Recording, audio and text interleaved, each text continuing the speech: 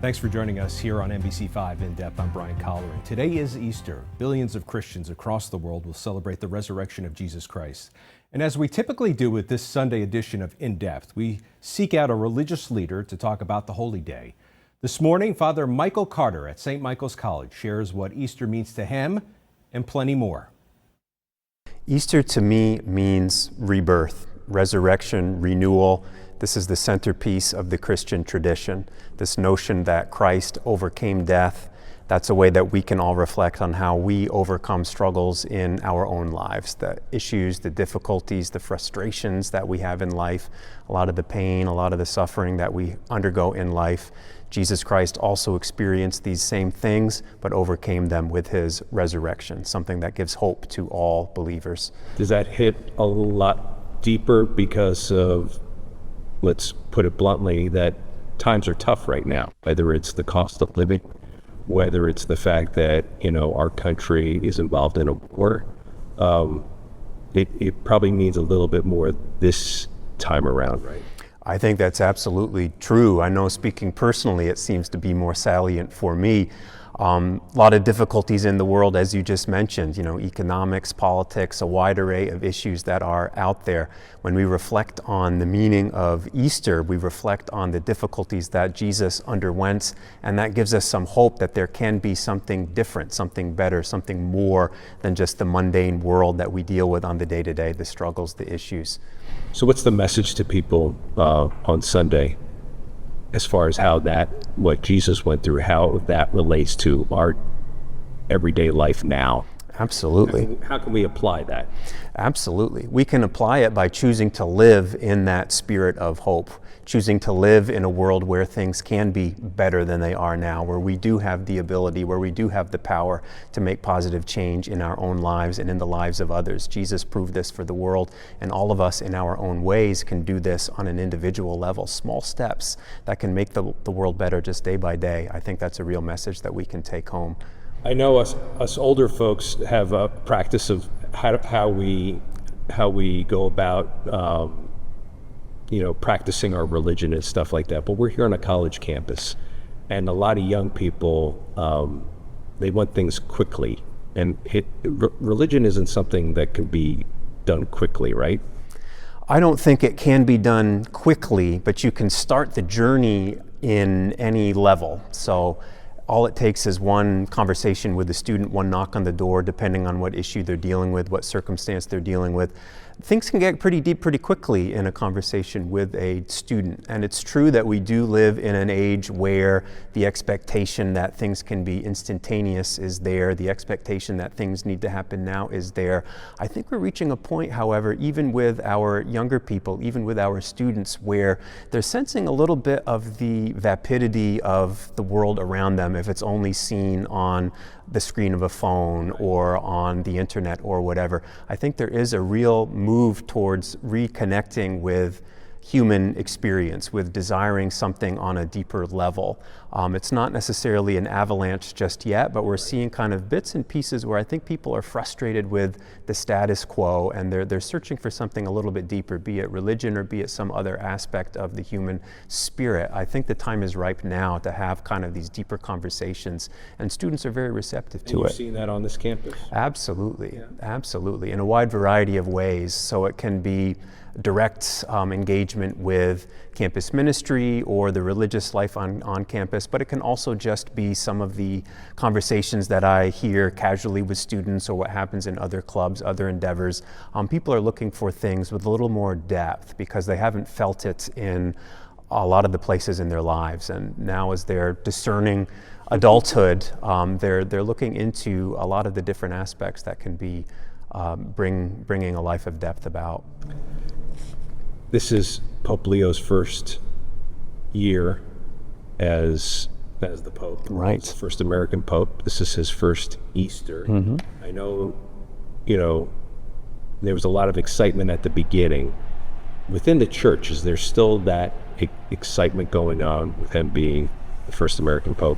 I think there definitely is, particularly in the United States. And it's interesting to think that it's almost a year since Pope Leo was elected, because I remember I was sitting in my office, and another colleague was coming in and having a conversation about something totally different, and I had kind of the headlines or the news site on my computer because I knew that the announcement would be made soon that there'd be a new pope. So we kind of watched the ceremony on the balcony in the Vatican, and I kind of did a double take. I thought, I think this guy's from America. Yeah. And so that was an interesting experience to be able to kind of watch that live.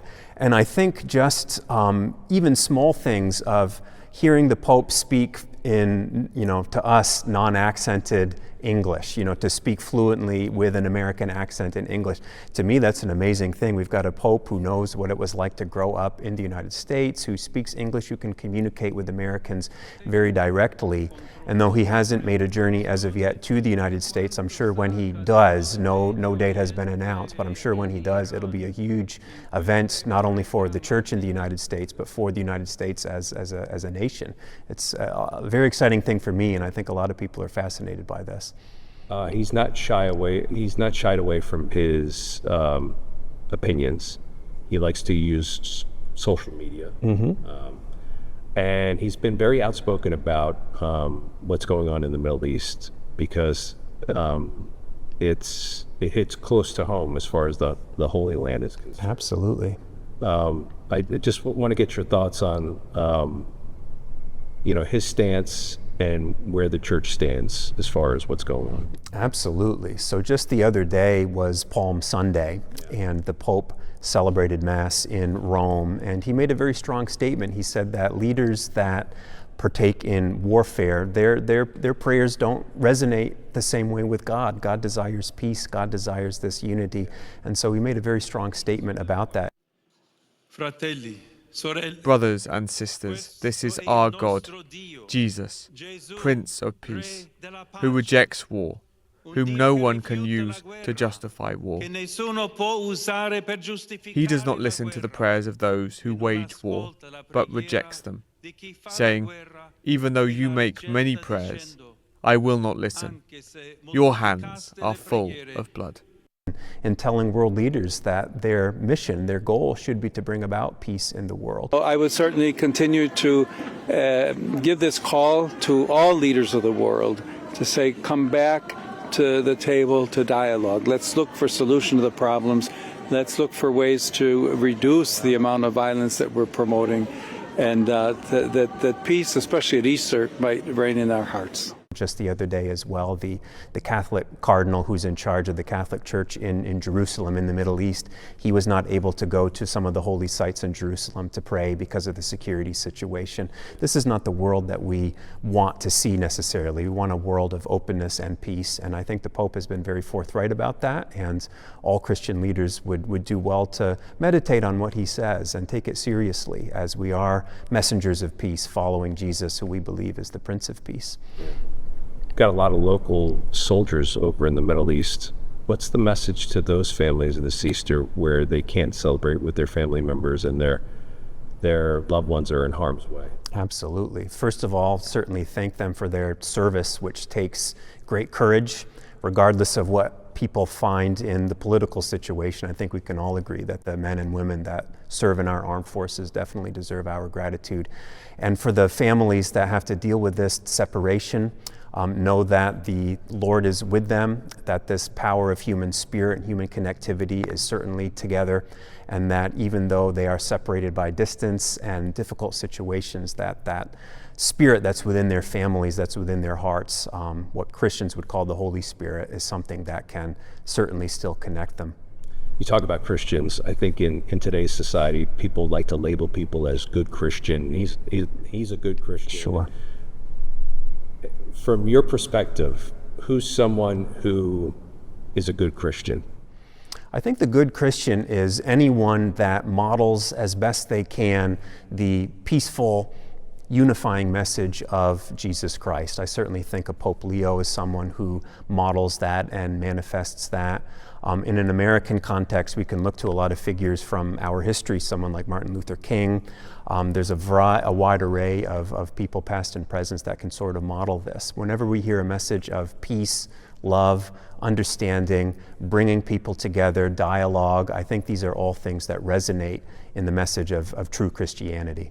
And as we move forward from Easter Sunday, what would you like people to take from going to whatever Mass they go to on Easter Sunday, and what can they take moving forward to make life better for them and their neighbors?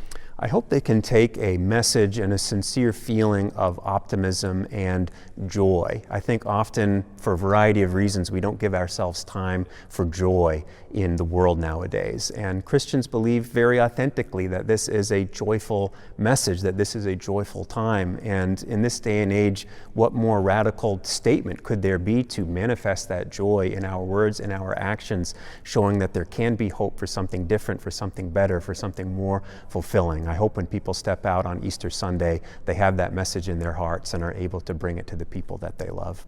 Father Michael, thank you for your time today. It's been my pleasure. Thank you so much.